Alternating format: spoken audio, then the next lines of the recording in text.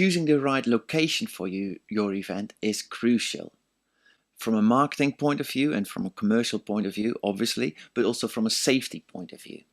So for example, how easy is it for your audience to access the site, to actually come to your site? And when you have people there, how easy is it for people to leave again?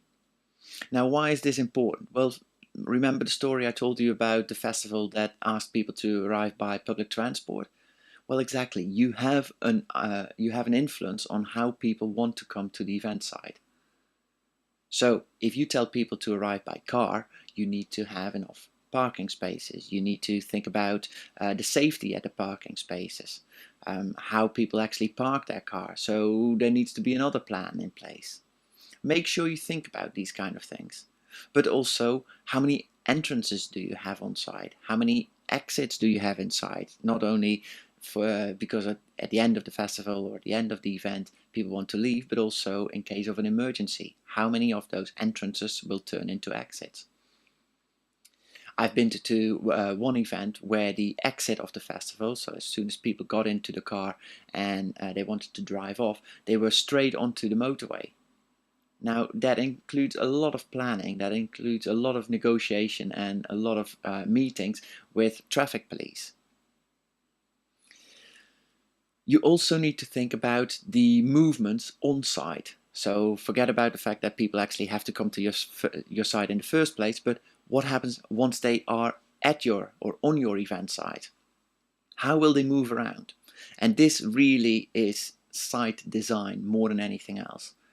As soon as they come through the entrances, where will they go? Will they go straight to the stage, or will they have to buy tokens in order to buy drink and food, for example?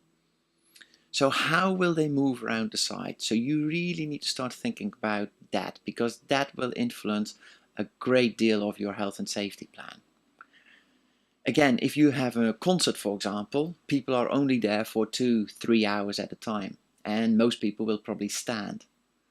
But at a festival, which can last, well, 24 hours if you want, people want to sit down, people want to lie down. Do you have enough space for that? At other events, people want to sit down all together. So again, the layout of your event is extremely important, and it will influence how you choose your location as well. You also need to look at the size of your location, because the size of your location will determine the capacity of your event. So for example, normally from a health and safety point of view, you look at 4 people per square meter, and if you're not familiar with square meters, you just need to translate that to square footage if you want. But 4 people per square meter means that no one really can sit down, so you need more space. So how big is your event site actually? Do you know what it is? Now, once you know the entire size of your event site, you need to look at how much size you still have left once food vendors come in, once your stage has been built up, once there is your security fences and all that kind of stuff comes in. So how much space do you actually have left once your site has been built up? Now that is the size of your event that determines how many people you can actually have on site.